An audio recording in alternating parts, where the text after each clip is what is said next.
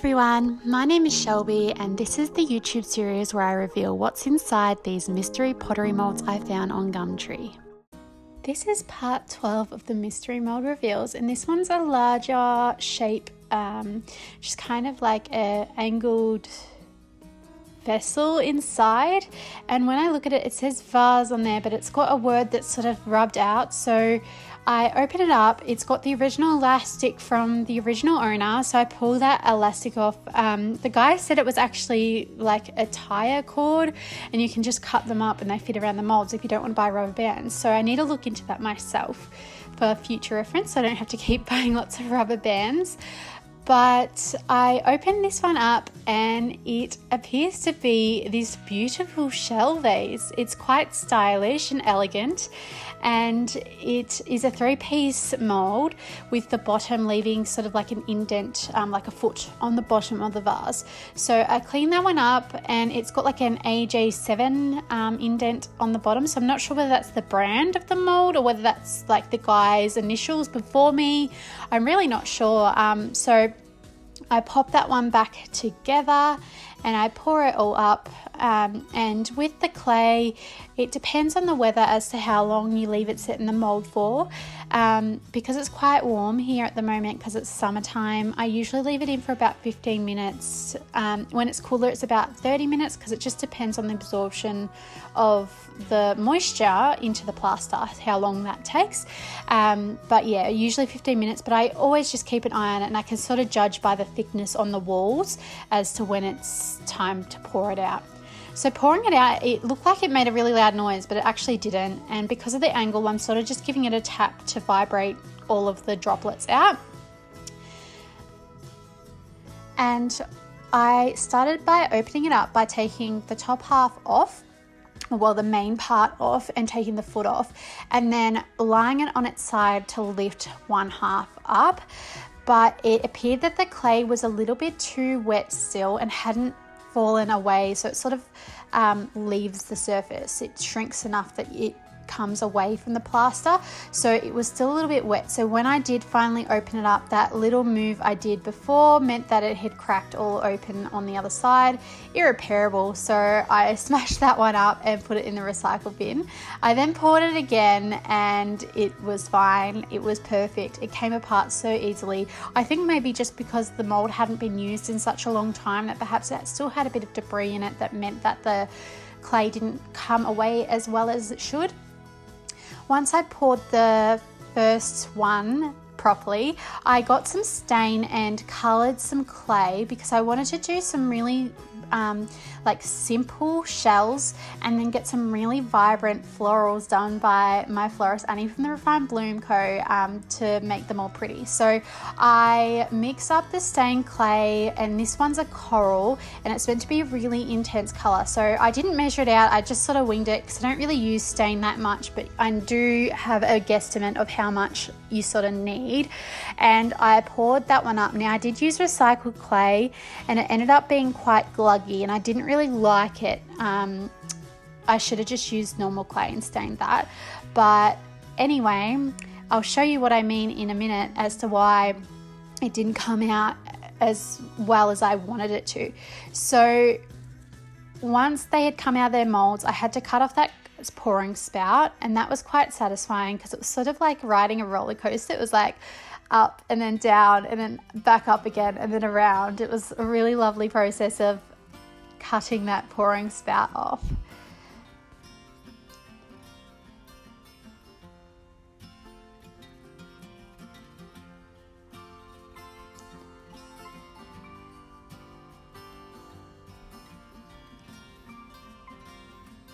So I go in with the same knife and cut off the seam, and I sponged this all down to make it a nice, clean, smooth surface. Because I'm not doing any underglaze details on these, I want them to be a really smooth finish, and my plan is to actually do some without glaze and to keep them like a really beautiful matte look rather than that glossy look that I always do.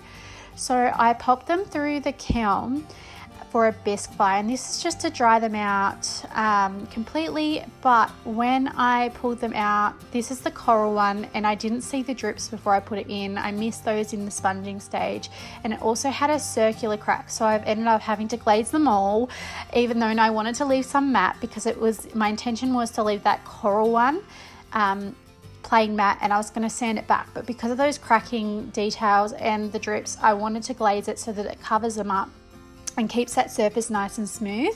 So I pour in the clear glaze into the centers of all of the pieces, and at the moment you can't actually tell which one is the coral piece, and I'm not too sure how it's going to come out now, because it's meant to be a really intense color, and it was quite intense when I had mixed it all up. So I dip them in, I clear glaze the inside because I want it to be protected, so that if you do have flowers in there, that it's nice and sealed and there's no way the water can leak, and it's actually a lot easier to clean when the gloss is on there because things just wipe off.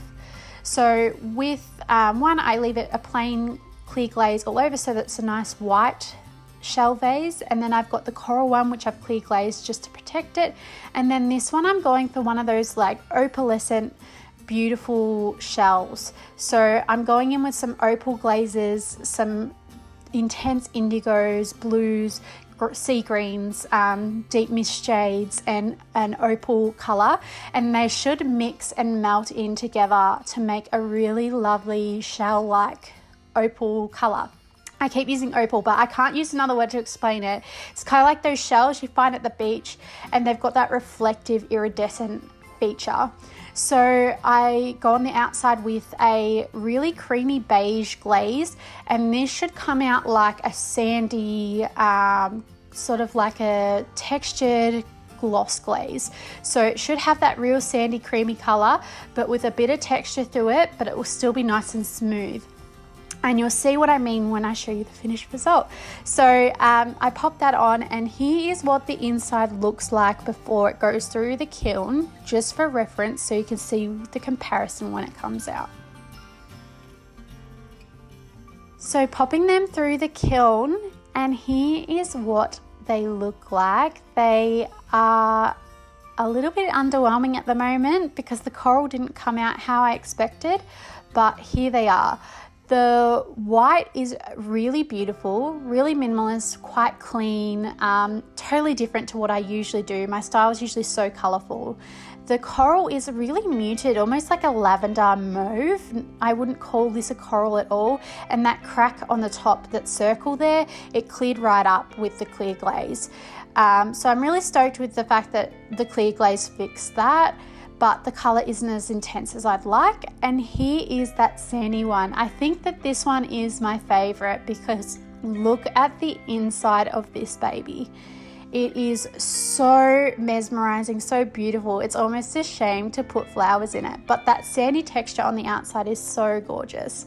Anyway, so I send them off to Annie. Annie takes them away in her little van and she brings them back with the beautiful blooms. And she's done some beautiful bouquets that are inspired by each colorway of the shells and also of her inspirations of the ocean beach life. So the first one's the white bloom, and it's got these lovely lilacs, deep purples, metallic blues, and those really soft baby blues that remind me of the ocean.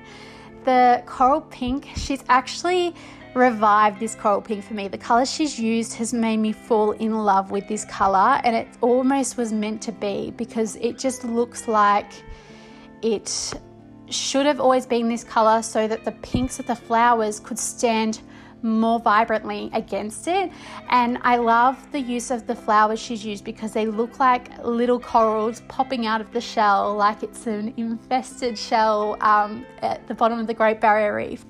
She's then used these really gorgeous neutral tones with this pop of like a deep, rich cobalt blue black toned flower to really bring that sandy color and then sort of tie in with those really deep cobalt blues on the inside with this vase as well.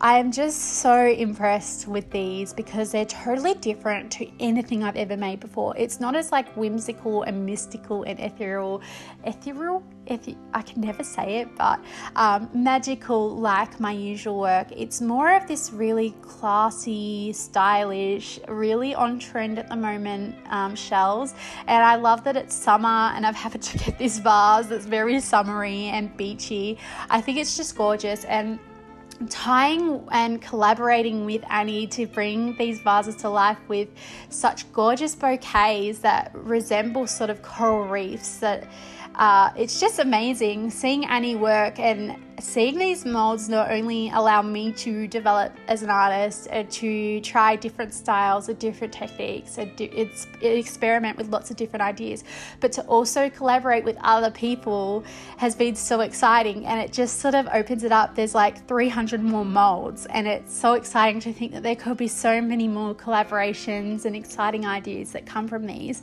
that develop me as an artist, but also help me connect with other artists, creatives, craftspeople alike. So yeah, I'm really stoked with these.